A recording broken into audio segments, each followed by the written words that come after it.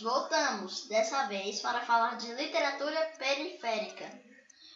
Convidamos o agitador cultural, poeta, cineasta e estudante de jornalismo, Lucas Litrento, que vai lançar o quê? Seu livro de poesias na Bienal Internacional do Livro de Alagoas. Pronto. Esse texto é o texto mais difícil que eu já li. Mais que o outro? Bem mais. Tá bom. Vou dar tchau aí pros seus fãs. Tchau! E tem que concentrar no que o papai fala. Pode ser chato e mais chato. Não é pra ver só porque tem eu e eu sou adorável. É pra ver por causa dele também.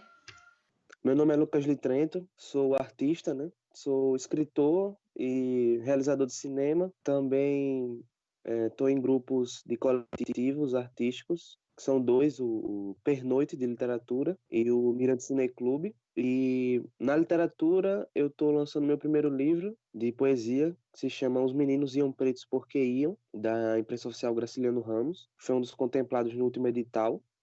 E também passei no edital do audiovisual da FIMAC, né, da Prefeitura de Maceió, em parceria com a Ancine. E ano que vem vou dirigir o meu primeiro filme, curta-metragem, que é uma ficção, é uma comédia de humor negro que eu dirijo com o meu amigo Janderson Felipe, chamado Samuel Foi Trabalhar. E, além disso, todo esse rolê da literatura também, né? Sempre produzindo, sempre nos grupos, discutindo, fazendo crítica, que é algo que eu acho muito importante. Sempre que posso, eu estou escrevendo sobre os livros também, sobre livros alagoanos, né, contemporâneos. E, meio a tudo isso, estou terminando o curso de jornalismo, né, na UFAL. Eu moro aqui no Benedito Bentes desde sempre, né? Tenho 22 anos, moro aqui há 22 anos, na mesma rua, na mesma casa. E até o ensino médio, eu mal saía daqui, assim. Sempre estudei no bairro, nos colégios públicos do bairro, e sempre nas bibliotecas dessas escolas. Tem uma biblioteca pública aqui, então acho que o meu primeiro contato mais intenso com a arte foi com a literatura, de fato, assim, nas bibliotecas. Eu era muito rato de biblioteca, assim. E quando novinho, assim, eu não tinha videogame em casa, só tinha locadora na esquina, assim. Então, quando eu não ia jogar videogame com os 10 meninos no mesmo lugar, era na biblioteca, né? E aí, com a literatura, eu sempre fui de experimentar, assim. Eu lembro que novinho, quando eu estava começando a aprender a ler, eu já tentava escrever algumas coisas, já fazia uns desenhos toscos também, tentava escrever umas historinhas de super-heróis e esse tipo de coisa. Ficava interessado pelos livros de fato, né? E eu via aquelas coisas enormes, assim, tipo, os livros do Charles Dickens, versão integral, eu lembro que eu fui ler Viagens de Gulliver, uma edição integral, assim, eu não entendi nada, acho que eu tinha uns 12 anos, 11 anos. Ficou muito difícil, assim. Só que um dos autores que eu gostei muito, que eu me identifiquei muito, apesar de ser um autor, assim, antigo, mas é o Júlio Verne, eu sempre curti as histórias de aventuras dele e tal. Acho que eram livros que me instigavam bastante, assim. E eram livros de fábula muito interessante, então ele construiu imagens legais, assim, tipo Viagem ao Centro da Terra e A Volta ao Mundo em 80 Dias. Eu lembro que tem um livro que eu sempre esqueço o título, mas os protagonistas tinham que drenar o canal de Suez pelo deserto do Saara. E você tem imagens que não saem na cabeça, assim. A imagem desse livro não sai, assim, da água atravessando o Saara. E era esse tipo de coisa, assim. Aí, aos poucos, eu fui conhecendo alguns autores e autoras brasileiros também, autores infanto-juvenis, né? Como a Ruth Rocha. E, de vez em quando, pescava alguns autores mais Jorge Amado, né? Machado de Assis. Aí fui me embreando nessa aí. Então, sempre tiveram as bibliotecas nas escolas, né? Pequenininhas, mas tinha alguma coisa, assim. E eu sempre ia e tal, porque nas escolas públicas, as bibliotecas geralmente estão fechadas, né? Muitas das vezes estão fechadas. Mas tinha uma biblioteca aqui no Bio, uma biblioteca pública. Ela ficava perto aqui de casa. Primeiro era num lugar, eu não lembro o nome da rua, mas era perto de uns campos, aqui pertinho, um monte de campo de areia, assim. Eu sempre ia para lá. E depois a biblioteca mudou. Ela foi para um prédio maior que é quase na esquina aqui da minha casa, que além de biblioteca também era conselho tutelar e na parte de cima tinham vários computadores, tinha curso de informática que eu até cheguei a fazer. E hoje em dia esse espaço tá fechado, tá abandonado. E é algo até que eu tenho interesse e vou atrás, assim, vou na CEMED, vou falar com o pessoal, porque eu penso muito na minha trajetória, assim, e agora com essas aprovações, com esses lançamentos, e olho para trás e vejo que muito disso nasceu nessas bibliotecas, e essa biblioteca mesmo, a pública, que era a biblioteca da prefeitura, aqui no Bio, está fechada há muito tempo, né? Eu acho que essas bibliotecas são tesouros, assim.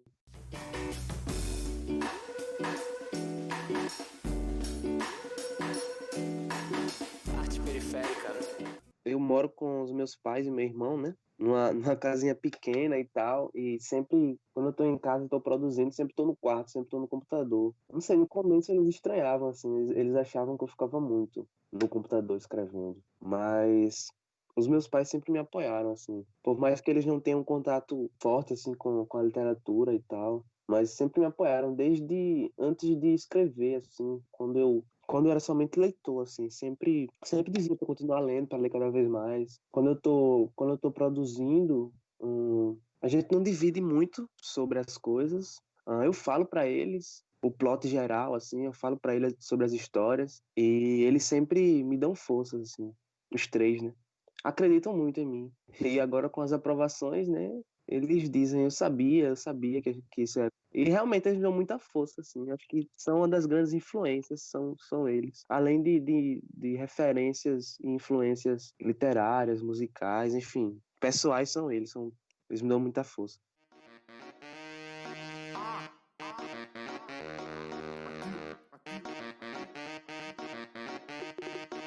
Eu vejo o que eu estou fazendo agora com um discurso político bem carregado acerca da minha negritude, assim, e do meu lugar enquanto artista da margem. Eu acho que eu coloco isso muito claro, mas eu também sei que essas temáticas são o centro do que eu estou construindo agora, mas que nem sempre necessariamente eu vou ficar. Eu vou centrar nesses temas, né? Eu vou centralizar nesses temas. É como se eu tivesse eu estou, né, de fato, na primeira fase, assim, de uma carreira artística, digamos assim. E aí, essa primeira fase, né, que tô com o livro agora, o filme, e também na produção de outros livros, fala muito sobre isso. Então, fala muito sobre o meu lugar na periferia, fala muito do meu lugar como artista negro também. Mas, assim, sempre me colocando como artista e negro, e não como artista negro, porque eu acho que a forma da arte ela tem uma presença tão forte que, por si só, ela já tem que se sustentar. Então, eu tenho que criá-la de uma forma que ela se sustente além de discursos políticos, sejam quais forem. Mas aí os discursos estão muito fortes, assim, não tem como desassociar. E eu acho que eu pego esses discursos e tento potencializá-los na arte, né? Eu acho que é a forma que eu consigo ter mais sucesso nisso, em falar sobre o meu lugar, em falar sobre esses espaços, né? Sobre essas dualidades que estão muito fortes aqui em Alagoas e sobre o racismo no Brasil, assim, que muita gente se abisma ainda quando a gente fala que é o país mais racista do mundo. Mas eu não tenho nenhuma dúvida quanto a isso. Acho que não tem como eu não falar sobre isso, sendo que eu sou um escritor negro e a maioria dos escritores, a maioria dos livros publicados são de homens brancos do sul, sudeste, de 30 e poucos anos, com protagonistas que também são homens brancos em crise de meia-idade, muitos deles escritores. Então, é um espaço que tem um padrão, assim, muito forte. muito marcado. E, obviamente, que quando eu chego, eu quero também falar sobre isso. Pelo menos nesse primeiro momento. Mas eu sei que eu não tô, digamos assim, refém disso, né? Eu posso falar de outras coisas também. Mas a política, essa questão de negritude, eu sinto que eu não vou abrir mão, não. Eu sinto que eu devo falar sobre isso. É quase que, é como se eu sentisse uma obrigação, assim. Porque eu quero retornar, né? O objetivo da minha arte também é que o retorno não venha só para mim, com fama, com grana, essas coisas são muito difíceis, mas é um retorno de conscientização, é um retorno de conseguir coisas concretas, como essa ideia da biblioteca, é um retorno de objetivos para as pessoas, para os meus, para as pessoas da margem. Então é isso que eu quero também, além das questões artísticas, além de toda a inutilidade do objeto de arte, assim, mas ter coisas concretas, ter resultados, assim. É um pouco ganancioso, mas a ganância da gente é diferente. A ganância da gente da periferia, assim. São coisas... É de conseguir, é de ser ouvido, é de ajudar os outros, assim.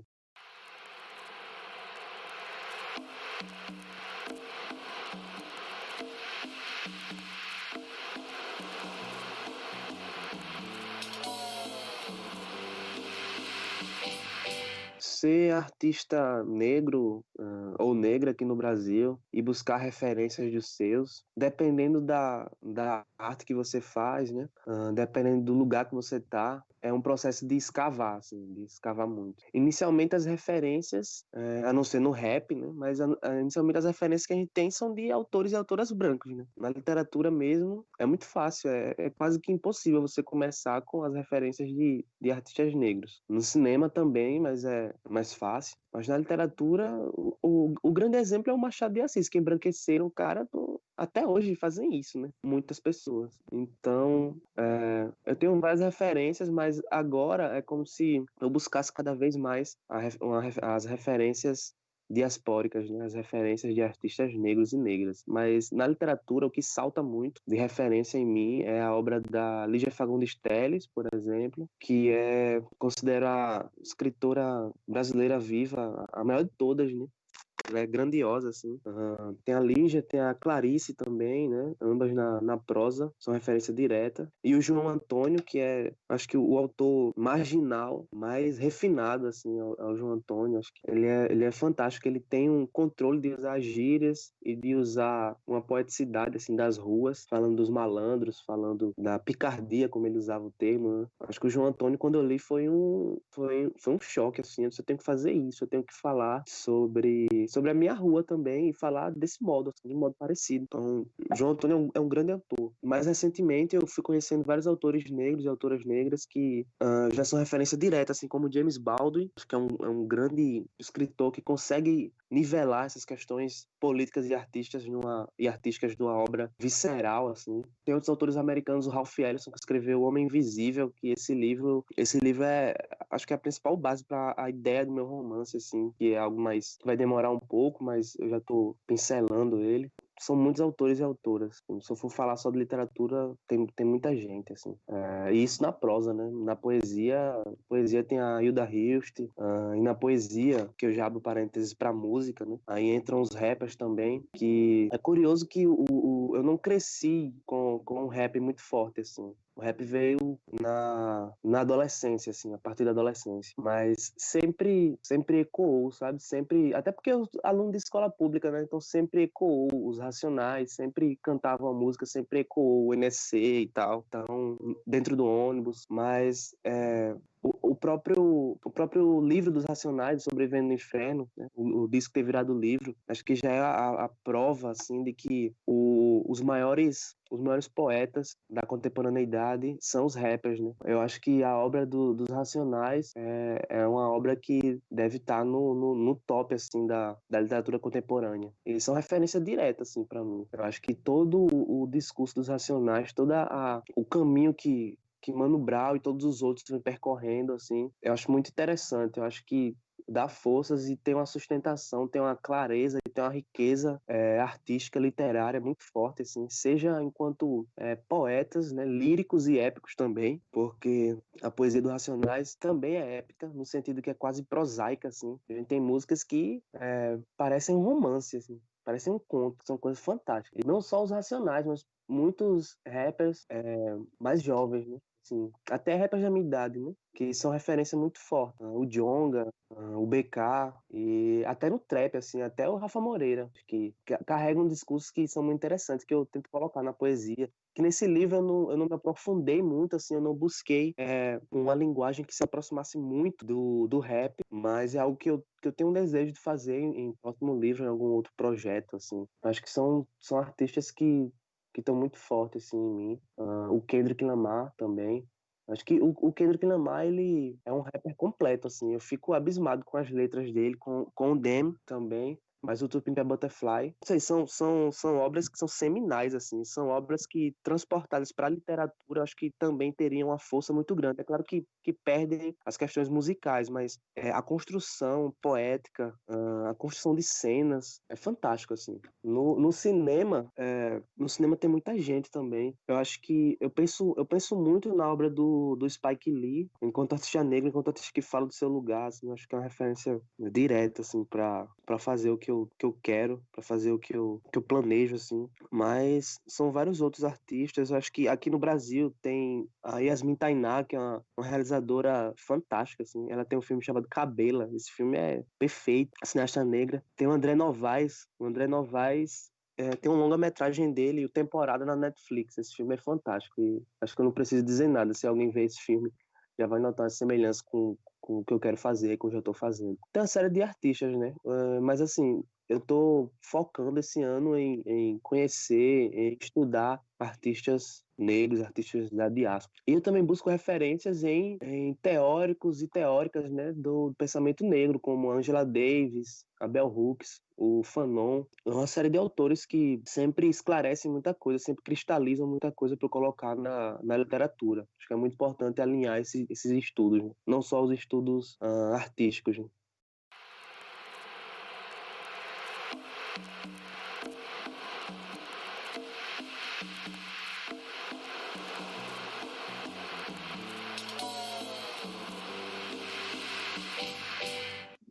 Em 2017, eu fiz o laboratório SESC de Criação e Expressão Literária, ministrado pelo Newton Rezende, escritor daqui. Uma turma muito boa, que parte dessa turma a gente não se separou, a gente formou esse coletivo que é o Pernoite Literário, que todo mês a gente discute um livro e produz textos também, né? E foi nesse curso que eu vi que eu tinha condições de amadurecer cada vez mais a minha escrita. A partir de 2017 eu fui participando de concursos do Estado, né, da Secult, os concursos de texto, concurso de contos, de crônicas, de poesia. E aí vinha a premiação, tal, que era algo muito louco, né? De escrever um texto de 2 linhas e ganhar 2, 3 mil reais. Era uma alegria, assim. E eu fui vendo essas pequenas conquistas, assim, alguns textos saírem em revistas, como a revista Lagunas, que é uma revista daqui, muito boa. Por incrível que pareça, por mais que 2019 seja o pior ano para o país politicamente, desde que eu nasci, desde 97, assim, tá uma loucura. Mas foi um ano que eu vi que não tinha para onde correr, assim, porque não tinha para onde correr da arte, não tem como eu fugir, porque o curso de jornalismo mesmo, eu sempre ficava na dúvida, eu quis muito fazer letras, e eu sempre fico nesse conflito. Na verdade, eu acho que eu deveria ter feito letras, embora eu goste muito no curso de jornalismo também. E aí eu penso em um futuro, penso em emprego e até essas questões de concurso público, eles estão destruindo. Então, eu vejo que a arte eu tenho um crescendo, assim. Eu não posso sair disso. E eu sei que eu vou ter que ir para vários corres, né? Sempre é assim, a arte não dá sustentação aqui. Mas foi esse ano que eu vi que não tem para onde correr. Com a aprovação, eu tava muito confiante, mas sempre com medo, né? Mas eu tava esperando aprovações, assim, porque eu suei muito nesses projetos, não só no livro, nos projetos dos filmes também. Foi uma construção, assim, foi uma escrita pesada, sempre eu demoro muito para escrever. Aí eu acho que esse ano que eu tive essa certeza e eu tô fadado a isso, assim, tá preso. Eu tô preso. E lançar o livro esse ano, lançar na Bienal. A Bienal, para mim, toda a configuração dela e todos os eventos que eu vou participar foi perfeito, porque não apenas o lançamento do livro, mas eu vou estar no espaço do Sesc, vão ter vários eventos legais no espaço do Sesc. Eu vou falar com o meu grupo lá, o Pernoite. Também vou mediar um bate-papo com uma autora, Cida Pedrosa, autora de Pernambuco, de Cordéis. E a Bienal também me chamou para mediar 2 bate-papos com autores que vão vir pela programação principal, né? Que no dia 2 é a Jaride Arraes. São 2 autores negros, né? A Jaride Arraes, no dia 2, que escreveu o romance Agendas de Dandara e também escreveu o Heroínas Negras Brasileiras em 15 Cordéis. Então, ela é uma autora negra que tem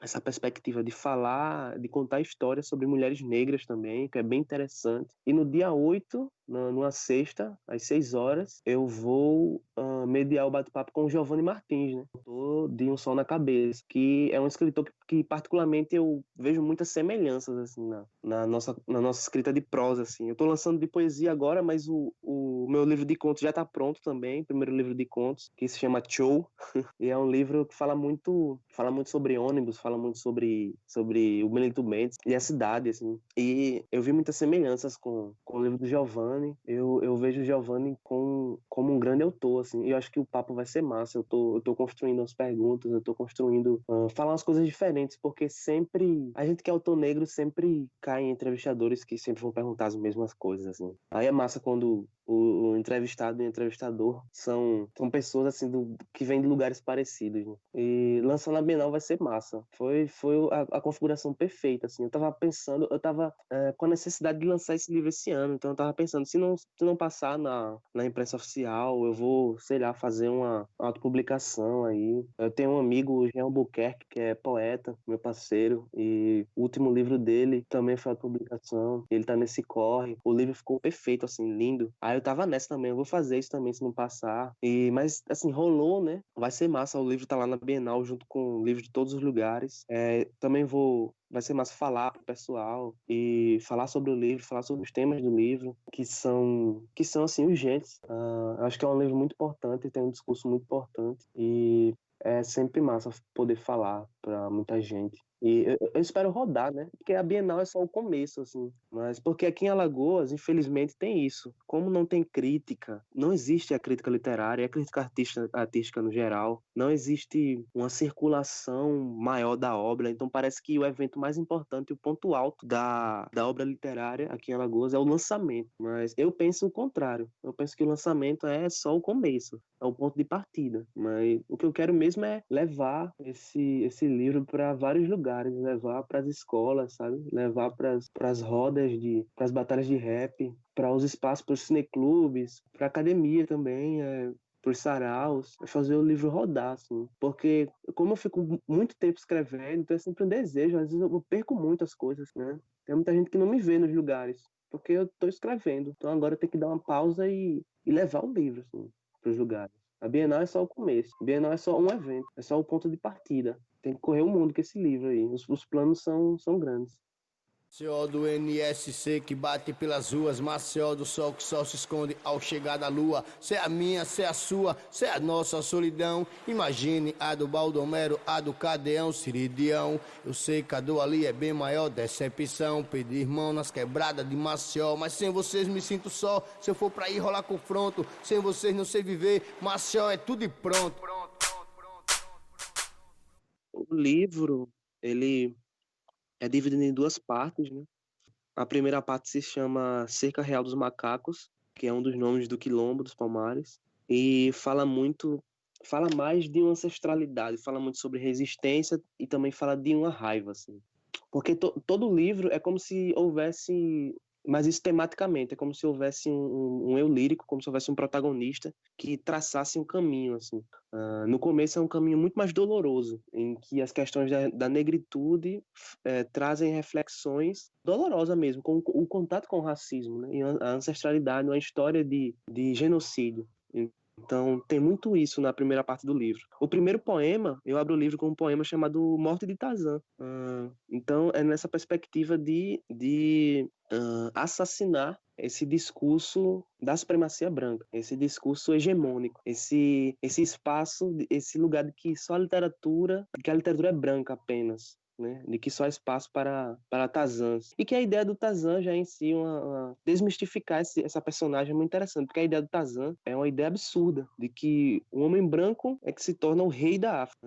É de um racismo assim gigantesco. Então, como existe uma perspectiva de combate mesmo, que é isso que a gente vive, é uma disputa de narrativa, assim, e o racismo no Brasil, a luta antirracista é assim, então eu já começo matando Tarzan. Nessa primeira parte existe uma série de poemas que tratam sobre isso. O segundo poema se chama Terra, em que eu falo um poema para os meus pais, que eu falo que a minha cor, como a cor deles, é da cor da terra. Então é uma série de textos. Há um texto que foi inspirado em Água Viva, da Clarice Lispector, inspirado formalmente, assim, que é o Água Viva é um texto muito louco, é um texto corrido, é um texto que sempre está falando do agora, não existe passado nem futuro, existe só o agora, que a Clarice chama de instante já. E nesse texto, A Curva da Bala, nesse poema, eu falo sobre essa violência, né? Que parece que para nós periféricos, para nós negros, a bala faz curvas, né? Até chegar na gente. Os noticiários estão aí mostrando isso. Marielle, Agatha, o Davi aqui e tantos outros. Então, a primeira parte tem muito disso. Aí existe uma ponte que, como a ponte musical, né? Existe uma ponte que é um único poema, que se chama Mano Brown Também Ama. E aí eu vi em várias entrevistas o Mano Brown, na época do lançamento do Bug Night, falando que ele também quer falar de amor, que ele não vai ser aquele cachorro louco para sempre, né?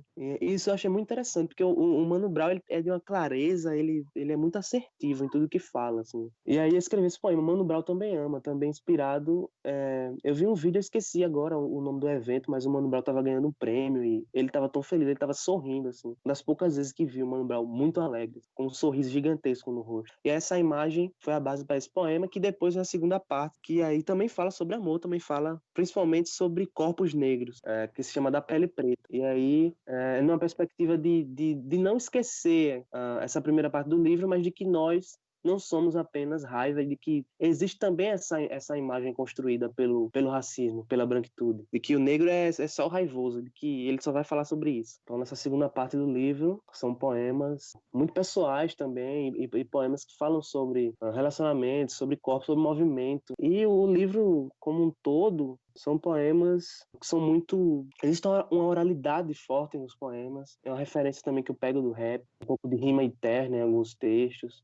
Mas geralmente não são textos rimados, mas são poemas curtos também. Eu acho que é a média de uma página. São textos que bem antropofágicos, porque eu acho que eu sou bem antropofágico, assim, como eu pego referência de muita coisa. Por exemplo, eu estava falando da poesia, de referência da poesia, mas uma das principais referências também é Homero, é a própria Odisseia. E existe um poema em que eu mesclo a ilha de Ítaca, né, que é o lado de Odisseu, com a Grota da Alegria, aqui no Benedito Bentes, né, que é um lugar que eu sempre estou lá, a minha família mora lá, minha avó, os meus tios. E outro poema também eu falo que um rapper do Jacintinho se acha o rei de Ítaca, e talvez ele seja. Então, porque existe uma oralidade muito forte. Eu lendo a Odisseia em uma tradução que agora eu esqueci o nome do tradutor, mas deixa eu pegar o livro que está aqui em cima.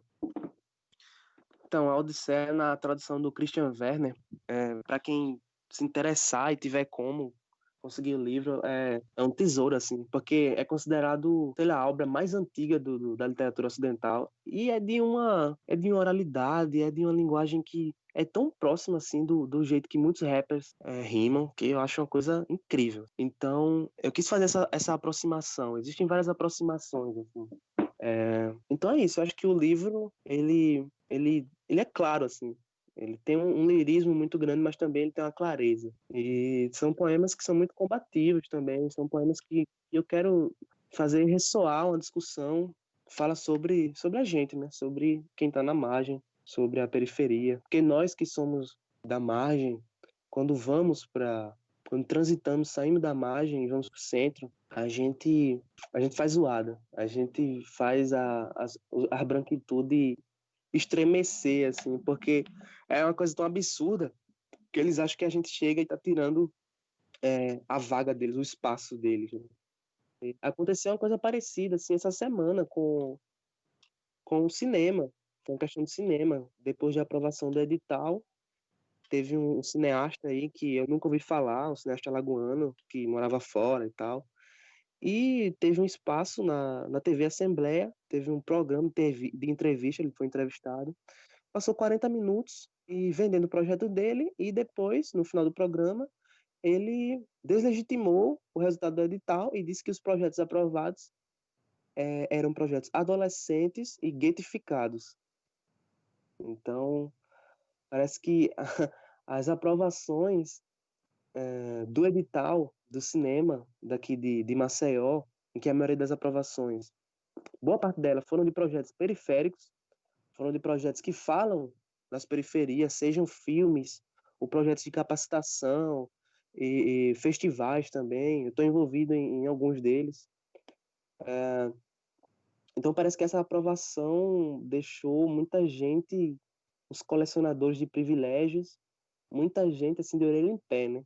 Mas se a gente causa, se eu tô causando isso, eu e meus amigos e amigas, se a gente tá fazendo isso, é porque a gente tá no lugar certo mesmo, a gente tá indo no caminho certo. A gente não tá aqui para baixar a cabeça, não. A gente quer nossa voz, a gente quer nosso espaço para contar a nossa história do nosso jeito, né? Porque nós da periferia e negros e negras, a nossa história por muito tempo foi contada e ainda é por brancos, né? Então, por pessoas que não são do lugar. Então, acho que o livro também vem nessa perspectiva. Eu estou falando do meu lugar de fala, né? Também.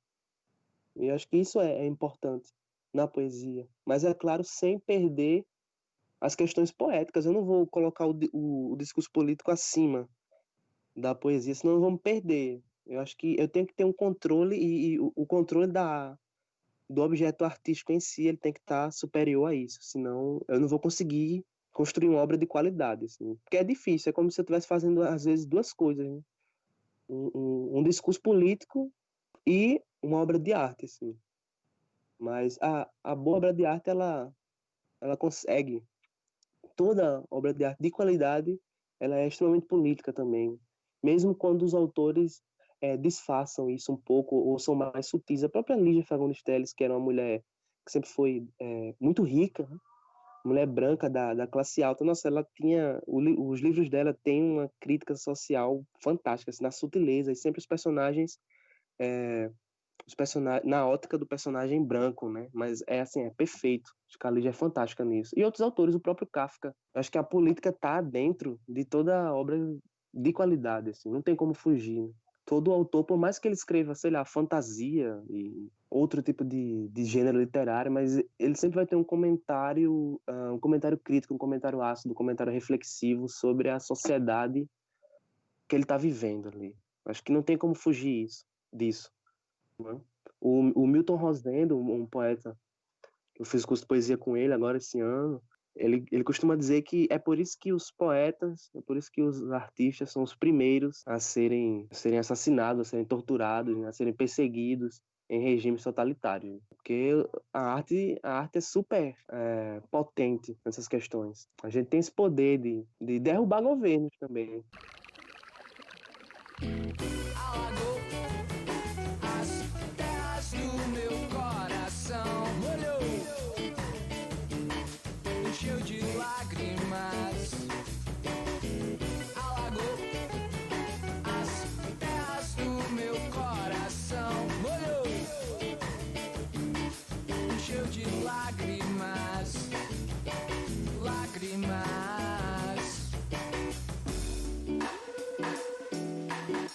Então, a tiragem do livro, a tiragem inicial é de 500 exemplares, e eu espero que acabe o mais rápido possível, né? O livro pode ser comprado na Bienal, a imprensa oficial vai ficar no prédio do Arquivo Público, então os livros vão estar lá, todos os lançamentos, né? E livros também da imprensa oficial dos anos anteriores, e com desconto também, o que é bom. E o livro pode ser comprado no site da imprensa oficial Graciliano Ramos. E também comigo, né? Falando comigo e tal, nas redes sociais. Os próximos projetos, eu tenho esse livro, tenho que rodar com esse livro, mas já tenho um livro de contos pronto, que se chama Show, que é uma perspectiva também muito periférica, que fala muito sobre masculinidades, assim. masculinidade negra, masculinidade periférica, mas sobre várias masculinidades.